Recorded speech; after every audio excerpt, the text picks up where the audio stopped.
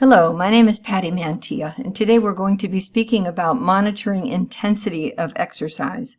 We know that monitoring intensity is important to ensure that our clients work hard enough to get a training effect, but not so hard that they're putting themselves at risk.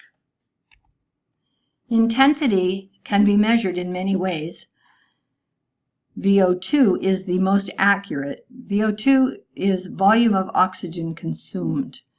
The little dot over the V, as you see here and to the right, indicates liters per minute. It's a unit of measure.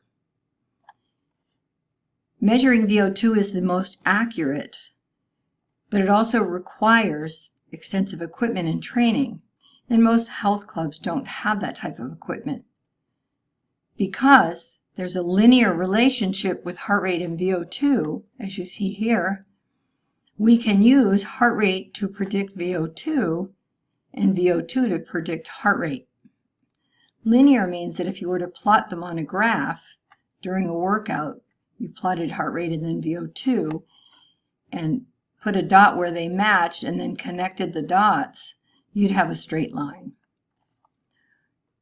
In addition to VO2 and heart rate, we can use the talk test, RPE, or rating of perceived exertion, otherwise known as the Borg scale, and we can also use METs. A MET is a metabolic equivalent. 1 MET is the energy cost at rest. 1 MET can be discussed in terms of kilocalories, or METs can be discussed in terms of oxygen consumption, milliliters of oxygen, both measured by kilograms of body weight per minute. METs will be discussed in another video. Heart rates that you should be familiar with include resting heart rate, maximal heart rate reserve, training heart rate range, and recovery heart rate. Note that each of these has an abbreviation for it that is commonly used, and you would like to be familiar with these because you'll see them in a great deal of the literature. Resting heart rate is taken first thing in the morning while you're still horizontal before you do any work. That's the ideal scenario.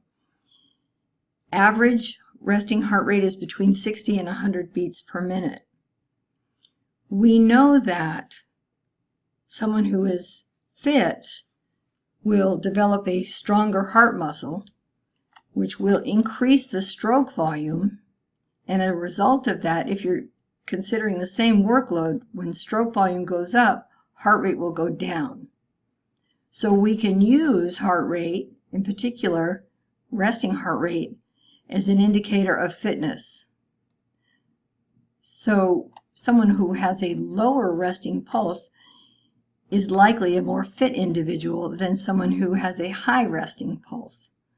But do keep in mind that there is a genetic component to this. It's not only a result of fitness. Maximal heart rate is the highest rate that the heart will go in a normal rhythm.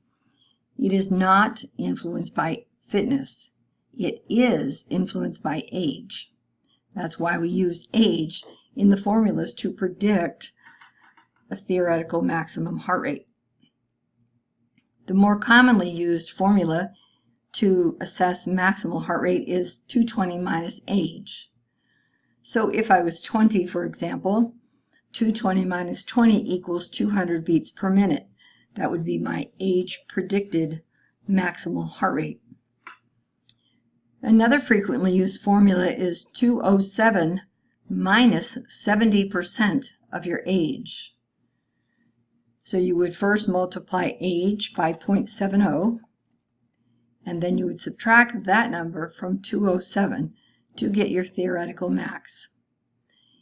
Remember that each of these has a margin of error, and your client may not fall neatly into the average category. Recovery heart rate is taken after the workout and the cool down. It is also an indicator of fitness, as a fit person will recover more quickly from an exercise bout than a deconditioned individual. If they can't recover within, say, 5 minutes, then they would definitely want to extend the recovery period to avoid blood pooling and work at a lower intensity in the next workout.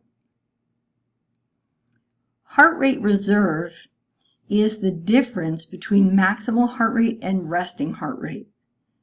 I like to think of this as your usable range.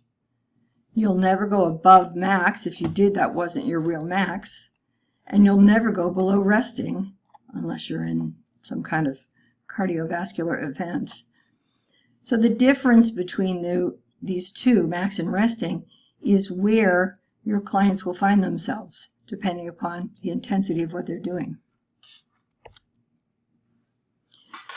Training heart rate range is the range that you're going to advise your clients to work within to create a training effect. There are two formulas used to calculate this. The first is the simple formula, and that is literally just taking a percentage of the maximal heart rate. It's easy to do. You don't need to have the resting heart rate to calculate this. Works quite well in a group setting as well when you don't have time perhaps to talk to people about what their resting heart rate is and do the calculations. The Carvonen formula, although it's a little more complicated, is more accurate because it takes into account the individual's fitness level based on their resting heart rate. In order to use the Carvonen formula, you have to have the resting heart rate. Think about the usable range we just talked about, and let's take a look at these examples. Imagine this is a cup of water, and to the right is another cup of water, but this glass has a fake bottom. So when you pour water in the cup, it goes down to here, not all the way down as this one. If you gave someone a cup of water and said drink half, most likely they would drink to this black line. And that would be, in this case, half the glass and half the water. In this case, however, if you were to use that same measurement, if they drank down to here, they'd be drinking more than half the milk because you've got this fake bottom. So half of the milk would likely be a little bit higher up here.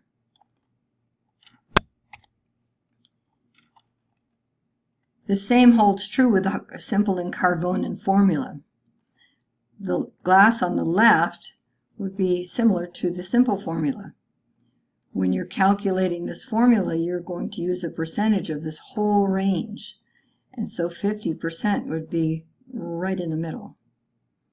When you're using the Carvonen formula, like the glass with a fake bottom, you have to remember that you're not going to go below here. So we're going to take that out of the equation, calculate our 50% or whatever the range is.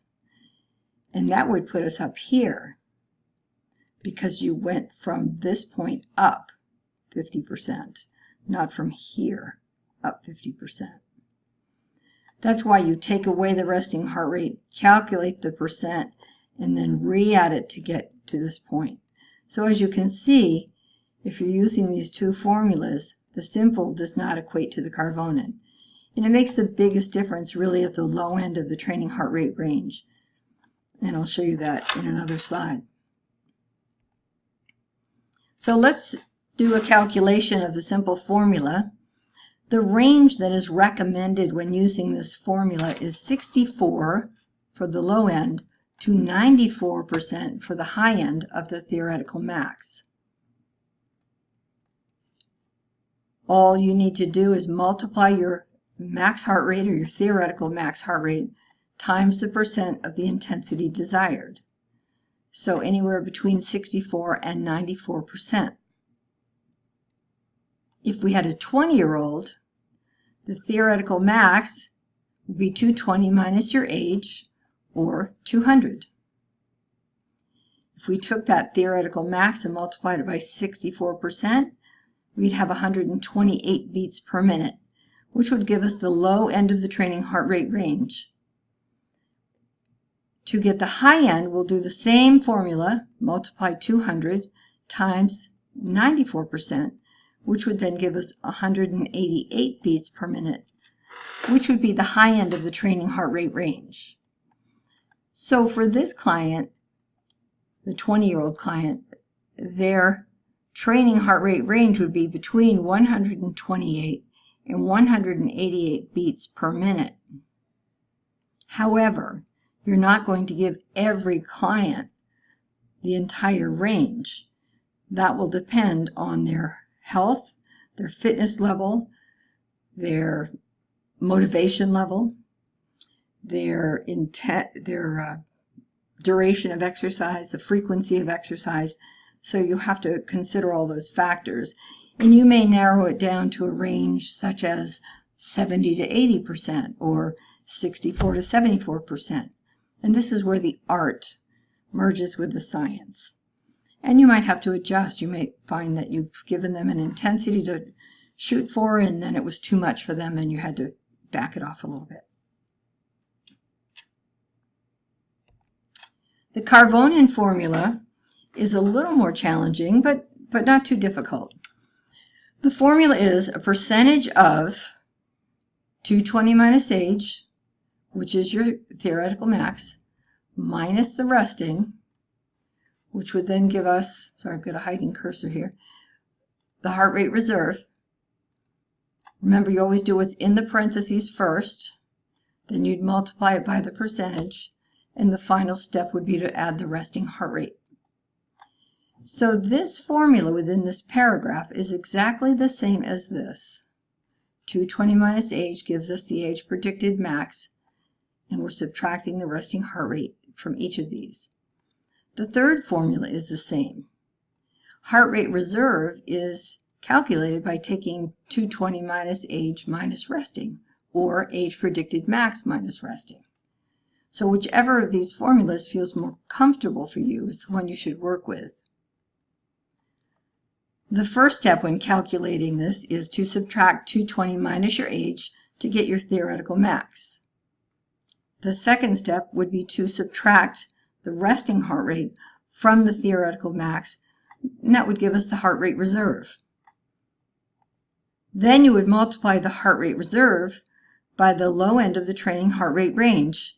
And for the Carvonen formula, we're going to use a range of 50 to 85%.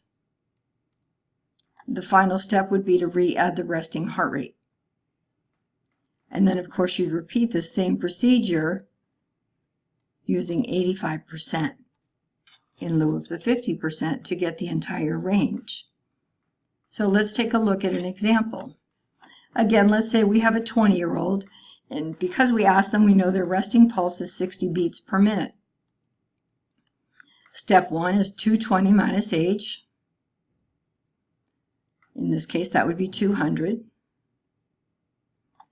And then the next step would be you would minus or subtract the resting pulse. So 200 minus 60 would give us 140. So we've completed the parentheses, what's within the parentheses. Then we multiply that by 50%, which gives us 70. And the final step is to re-add the resting pulse, which brings us to 130, or the low end of the training heart rate range. To do the high end is exactly the same formula, only this time we'll replace the 50 with 85%. So once again, 220 minus age would give us 200, minus the resting pulse of 60 would bring us to 140. 140 multiplied by 0.85 gives us 119, and then we re-add the resting heart rate to that and get 179 beats per minute, which would be the high end of our training heart rate range. So for this client, we would say you can work as low as 130 or as high as 179. Again, keep in mind you might need to narrow that down. You will likely need to narrow that down based on your client's fitness and health. You can use a lower training heart rate range if you're working with someone who is deconditioned or someone who just wants to get the health benefits. So with a simple formula, you might tell them, okay, 60% of the max is fine. Or with the Carvonen, 50% is fine. The bottom line, anything is better than nothing. and you'll get health benefits even at a low intensity. This is a comparison of the two formulas, showing you that at the low end, the difference between the two is going to be more significant at the high end. So what this means is, working with your deconditioned people, you really want to try and get that resting pulse so that you can use the Carbone formula, or the formula based on the heart rate reserve, to give them a more accurate intensity. Here is the Borg scale I mentioned earlier, or the RPE. The original scale was 6 to 20, and the idea behind this scale was to teach people how to assess their intensity. So if you asked your client, how do you feel, and they say I'm a 12, the heart rate should be 120. If they say I'm a 12 and their heart rate is 160, then their assessment of their workout is off. The newer version is much easier to use. It's a 1 to 10 scale, similar to what you hear at the doctors. On a scale of 1 to 10, how hard are you working? If a client says 9 or 10, they're working too hard. They should be really about 5 to 7, somewhere around there. And there's a very similar scale to assess breathlessness that you might use with your asthmatics or people with COPD or emphysema, anything where breathing becomes an issue. And that is the end of this video. I hope that you've learned something today, and look forward to talking with you again.